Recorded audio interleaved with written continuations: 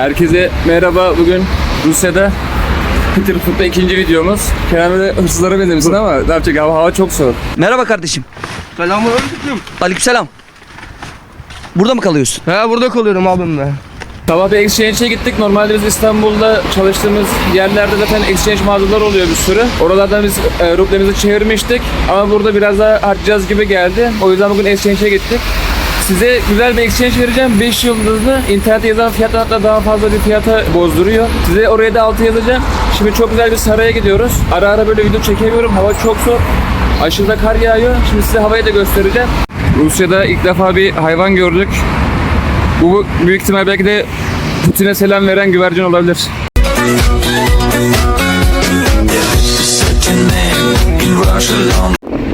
İlk durağımız olan Petrov Sarayı'na doğru gidiyoruz şu anda. Burası 1. Petro tarafından Fransa'daki Versailles'den esinlenerek yapılıyor. Burası tamamen Rusya'nın gücünü göstermek için, Avrupa tarafına gücünü göstermek için yapılan bir saray. İçinde de saraylar var, bahçeler var, heykeller var, bolca da fışkiye var. Suyu verin oradan. Suyu böyle ziyan etmeyelim Arif. Olur mu abi? Bu medeniyetin bir sembolüdür. Her köyde vardır bu yani. Bir semboldür. Mimari olarak çok güzel. UNESCO'nun da Dünya Miras listesine girmiş burası. Şimdi buraya doğru gidiyoruz. Hava oldukça soğuk. Hani elim donuyor yani şu telefonu tutarken. Ondan dolayı oraya gidince tekrardan videomuzu devam ettireceğiz. Size şöyle ufaktan bir manzarayı göstereceğim. Çok güzel kar yağıyor. Şu anda saraya doğru ilerliyoruz. Kenan'ın merak ettiği bir konu var. Kenancığım neyi merak ediyordun? Söyle bakalım.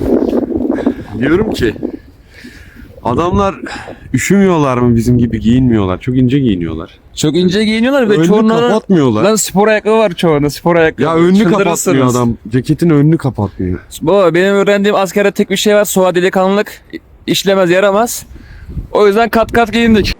Buz gibi suya girdi. Haç şeklinde bir bölüm açıldı ve oradaki buz gibi suya girdi. Mart ayında yapılacak Petrov Sarayı'nın içine geldik. Abi burası çok güzel bir yer. Hemen arka kamerayı çevirip size manzarayı gösteriyorum. Burası işte bolca saray var, bahçe var. Arka bahçesi var, ön bahçesi var. Heykeller bir sürü var. Burası da saray. Sarayda bölüm bölüm ayrılıyor. Bu tarz yerlerin hastasıyım. Bomboş. Şuranın güzelliğine bak ya. Çok güzel manzarası var. Şimdi aşağı indik. Burası bahçe kısmı işte yürüyüş yapıyoruz burada. Biraz keyif çatıyoruz. Evet. Ya şu an var ya burada yürümek abi huzur veriyor. Sanki böyle Karaman'ın böyle dağlarında yürüyormuşum gibi. Kenan'ın da Kastamonu'ya binetti Kastamonu'yu burayı. hatırlattı biraz. Yıkılası Petersburg. Aynı memleketime benziyor. Bahçenin alt kısmına doğru yürürseniz de deniz var. Şurası da yanlış bilmiyorsam Kraliyet Limanı diye hatırlıyorum. Gerçekten huzur verici bir yer. Sadece ufak bir soğuğu var ama çok güzel burası yani. Bokum dondu da. Bu ne soğuk böyle? Eksi 8.000 midir nedir? Buraya gelirseniz özellikle Peterburg'a muhakkak uğrayacağınız yerlerden birisi burası olsun. Kanka fazla basma valla çöker bak. İnşallah ayağını sığamamıştır. Yok almadı. Donmuş bildiğin ya. Şu geldiğimiz ilk günü fazla hava soğuk değil de bugün aşırı bir soğuk var. Zaten kar da yağdı bugün. Yukarı doğru çıkacağız. Çok güzel kanka, nereye bakarsan bak dediğin gibi dümdüz. Dümdüz ya. Her yer gözüküyor kar yağmadığı sürece. Manzara olarak muazzam. Mimar olarak muazzam. Zaten videonun da ta en başında söylediğim gibi burası Avrupa'ya bir gözdağı olsun diyerekten yapılmış bir yer. Bugün çok güzel bir kahvaltıyla başladık bir de güne. Ufak bir dipnot olarak size söyleyeyim. Marketi, bakkalı, restoranları hepsi böyle binaların ilk katında, altta küçük camları var. Maalesef tabelaları anlayamazsınız alfabeden dolayı. Ya da bilenler anlar. Hani biz anlamakta zorluk çektik. Çünkü bir sürü çevre kullandık. Hani sürekli bulmak için çevre kullandık. Öyle söyleyeyim. Mesela bakkallara ararken mesela sürekli böyle yapıyorduk. Ufak camları var mesela. Camlardan böyle kafamızı kaldırıp içeriye falan bakıyoruz böyle. Hani burası bakkal mı ne diye falan diye.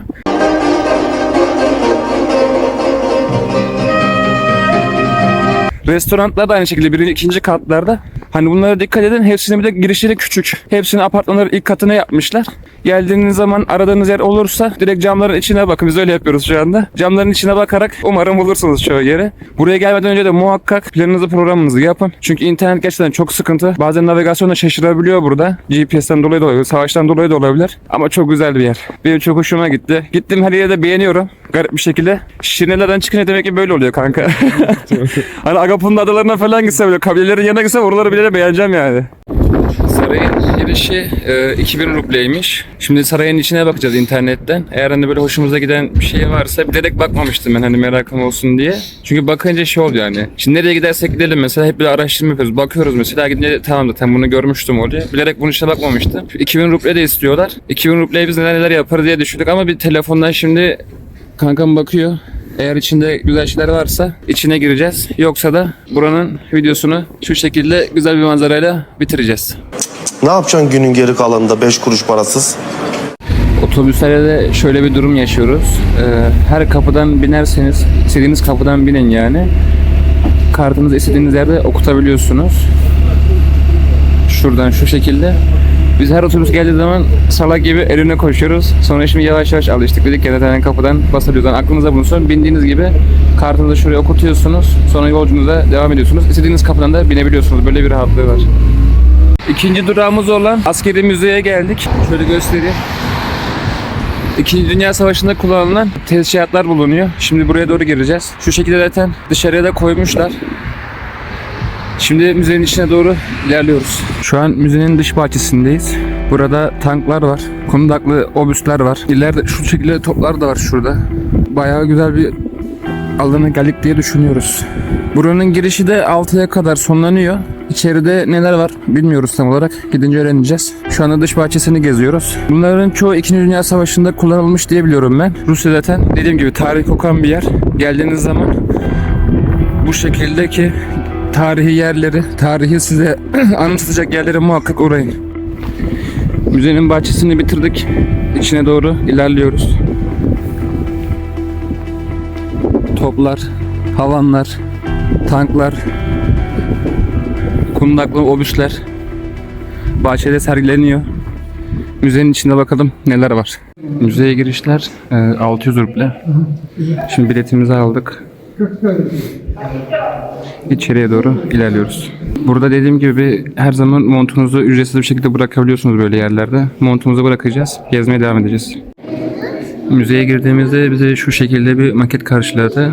Büyük Rus ordusu ile Moğol devletine bağlı olan Altın Orda Devleti'nin savaşını anlatıyormuş burası. Onu bu şekilde figür haline getirmişler. Bunlar da daha yeni savaşta yer alan askerlerin kıyafetleri. Sağ tarafta Moğol, diğer tarafta Luvyan askerleri. Savaşçıların giydikleri kıyafetler sergileniyor. Daha ileride de bu tarzda kullanılan toplar, havan topları, çekili toplar falan var. Hepsi burada sergileniyor bu şekilde. Bayağı büyük bir müze. Burada kendimizce önemli olan yerleri sizlere göstermeye gayret edeceğiz. Mesela burada namlular bulunuyor.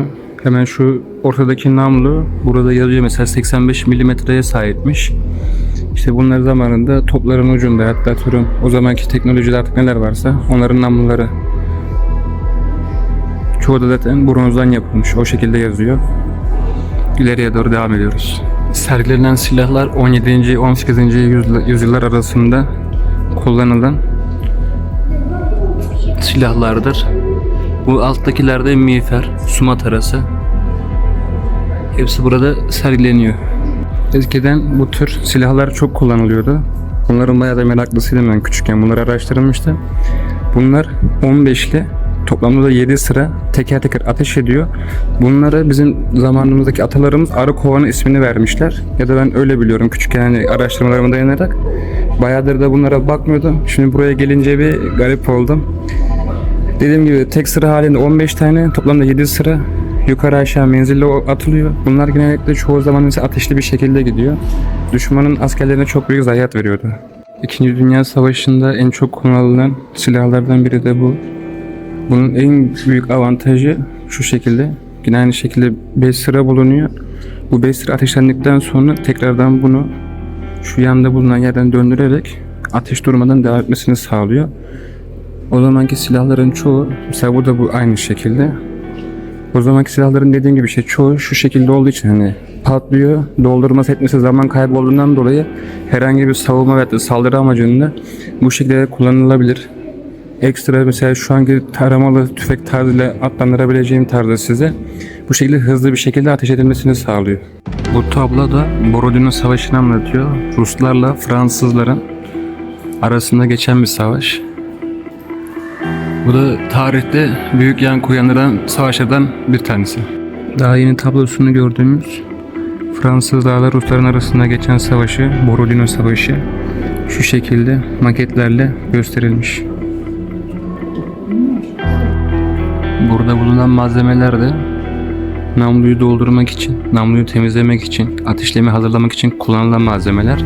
Şu en soldaki mesela namlunun içine sokup çıkarıyorsunuz onu, temizlemeye yarıyor. Ateşlemesi için de diğerleri kullanılıyor. Burada barut hazineleri var. Bu şekilde namlular temizlenip hızlıca ateşlenmeye hazırlanıyordu. Arbaletleri görüyoruz. Bu arbaletler de zamanında Orta Çağ'dan beri kullanılıyordu. Günümüzde maalesef kullanılmıyor. Benim çok hoşuma gidiyor lan bu arbaletler. Oyunlarda çok iyi oynuyordum bunlarla. Bunlar Almanya'da utanç verici maske olarak kullanılıyor. O zamanlar halk arasında utanç duyulacak hareket yapanlar bunlara giydirilip halkın içinde gezdiriliyordu.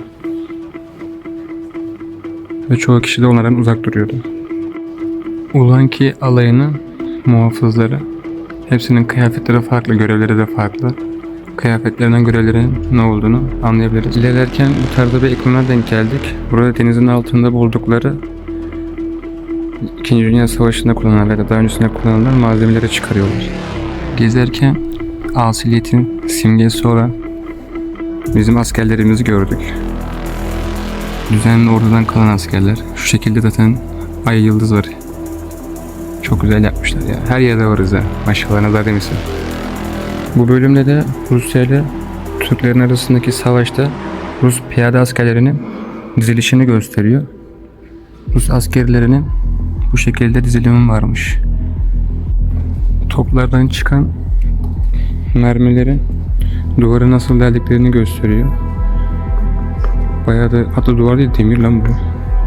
Şu şekilde şu mermiler atıldıktan sonra bu şekilde izler bırakıyormuş. Kıyı ve kullanılan toplar mevcut burada. Denizden gelen askerleri de bu şekilde savunma yapılıyordu. 1900'lü yıllarda kullanılan silahlar. İşte 14'lü var mı bakalım. 9 mm Browning Long.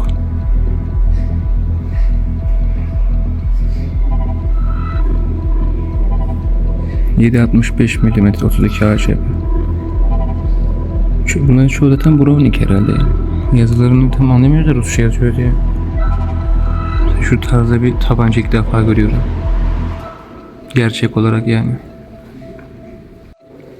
Yukarı doğru çıktıkça ikinci kata çıktık mesela. İkinci katta tarihler bir tık daha ilerlemiş. İşte arabalar var mesela. Bu arabayı buraya nasıl çıkarttınız? Bu arabayı çıkarmışlar, kaçırım camdan çıkarmışlardır. Şu şekilde mesela taramalı tüfekler. Üniformalar. Hepsi günümüze yakın yani. Şu şekilde mesela mevziler bulunuyor. İkinci kata çıkınca tarih biraz daha ileriye atmaya başladı.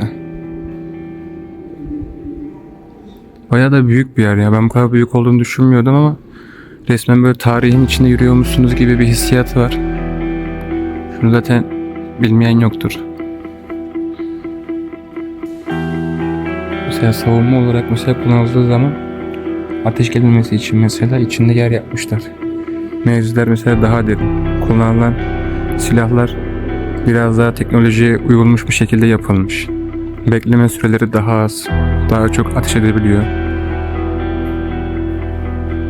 Uçak savarlardan tutun toplara, kıyı silahlarına hepsi burada bulunuyor. Hafif makineli tüfek olarak geçiyor. 1940 yılında, o da 1943 yılında kullanılmış. Bir diğer bölümde Çekoslovak taburunun kadın askerlerini görüyoruz. Bu şekilde resmedilmiş. İnsanlar çok güzel bir şekilde bilgilendiriliyor. Tarihlerine çok güzel bir şekilde sahip çıkmışlar. Şu şekilde de portreler var. Kadın askerler için de özel bir yer yapmışlar. Güzel bir düşünce. Tabi savaş hiçbir zaman olmasa daha iyi olurdu ama yapacak bir şey yok. Bu katlarda günümüzde kullanılan silahlar mevcut. Şu şekilde yakından gösterelim size. Yani tabiri caizse zaten bizim ülkemizde de biliniyor yani AK-47 hesabı. Burada bir sürü çeşidi var. İşte sniper, dürbünlü, dürbünsüz. 5.45 mm mermiye sahip bunlar. Altında şu şekilde kablesi var. Mesela şu şekilde bir silah ilk defa gördüm. Yani süngülü silahlar falan var böyle eyvallah ama bunu ilk defa gördüm yani. Alttan acaba bomba mı atıyor? Ne yapıyor bu? Bölüm bölüm geçtikçe yavaş yavaş günümüze geliyoruz. Burada Kazakların milli kaftanı var. Tarih olarak da 2003 yılını göstermişler. Burada yine bu şekilde resimler var. 2013 yılında Putin'in resmi. Ya böyle çok güzel bir zamanda yolculuk yapıyorsunuz. Silahlar, toplar, yaşanan olaylar, figürler. Bayağı iyi yapmışlar.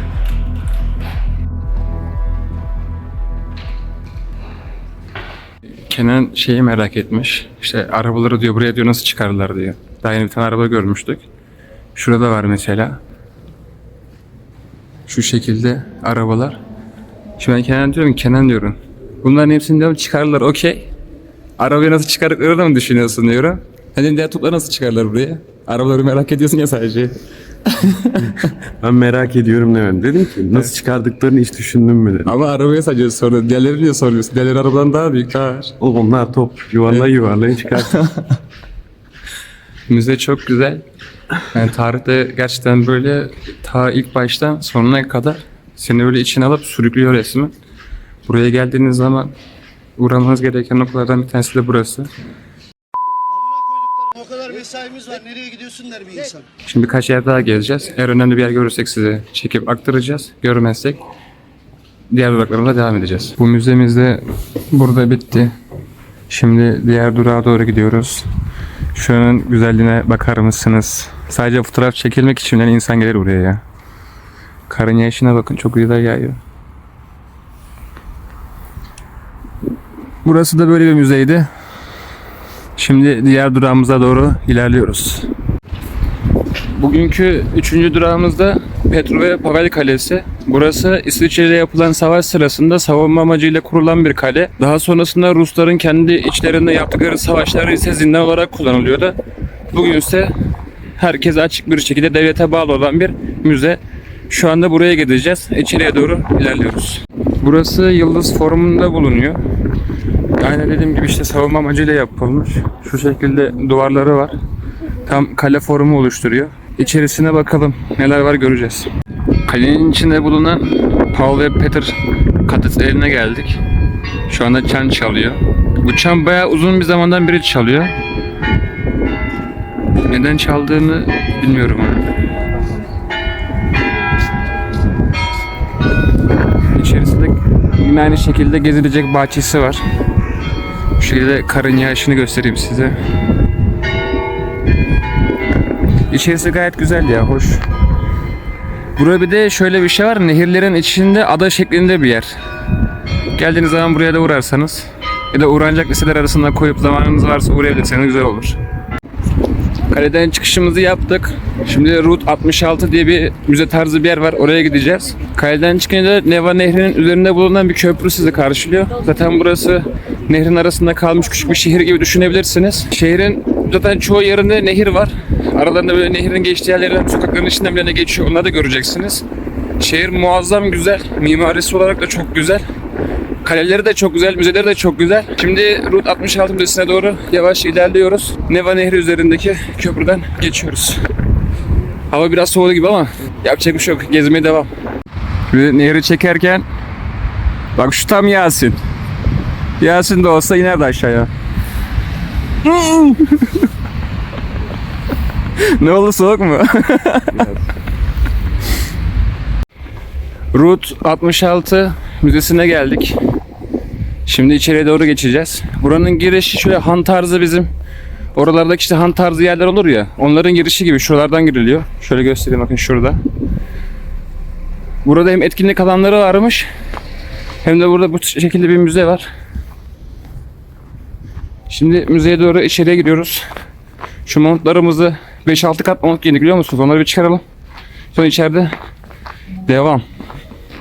Fiyatlar bu şekilde. Girişte biletimizi aldık. Şimdi içeriye doğru ilerliyoruz. İçeride toplamda 14 tane araç varmış. Araçlar çok iyi ya. Tek tek şimdi bunları inceleyeceğiz. Şimdi buranın şöyle bir güzelliği de var. Buradaki araçlara istediğiniz gibi fotoğraf çekebiliyorsunuz. Hatta içine bile binebiliyorsunuz. Of, çok rahat be. Burada işte bir sürü böyle araba var. Peki neden bu kadar ciddisin? Bunun camı kırılmış ama olsun, içine bir bakacağım. Direksiyonun güzelliğine bak ya. Abi koltukları var ya, çok rahat be. Yemin ederim uyurum ben burada.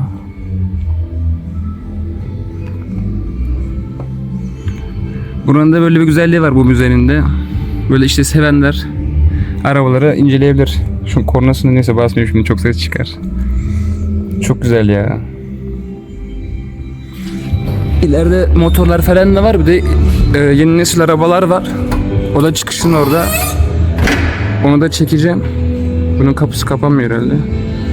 Onu da ileride çekeceğiz. Şimdi buradaki araçlara bir binelim, fotoğraf çekinelim.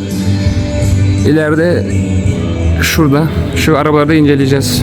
Onlara dokunmak yasak ama. Bu şekilde güzel bir alan yapmışlar. Araba severler için güzel bir yer. Hepsinin teması var. Mesela bu Hayalet Avcıları'nın arabası. Bu polis arabası. Diğerleri pek bilmiyorum ama şu ileride Indiana Jones'un arabası var. Arabalardaki arabalar var. Las Vegas arabası var. Los Angeles'ın arabası var. Evil Dead'in arabası bu. Gayet güzel ya mekan. Hani benim hoşuma gitti. Ama en güzeli tabii ki de Hollywood arabaları. Şunun güzelliğine baksanıza ya.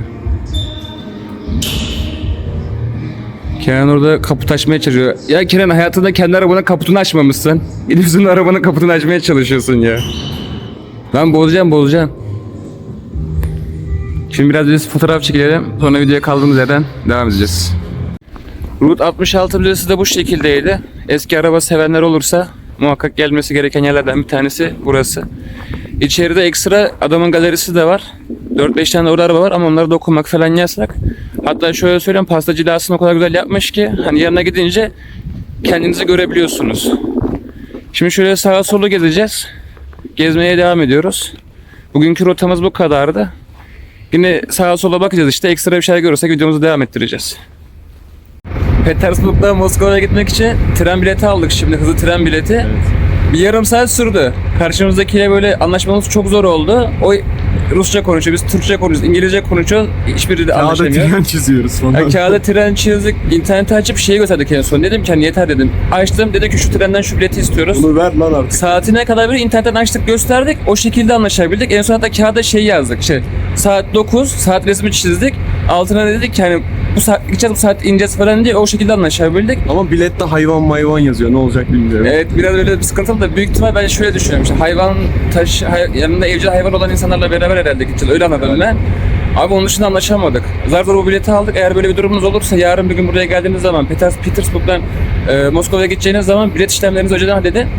Burada ambargo var diye biz internetten alamamıştık biletimizi, hızlı tren biletini. Buraya geldik, şimdi evden aldık. Bir saat falan hani önceden gelin alın. Biz 2 gün öncesinden mesela biletimizi aldık şimdi. Yani yarım saat uğraştık. Şimdi atıyorum saat 9'da işte Moskova'ya gitmek için trene bineceğiz.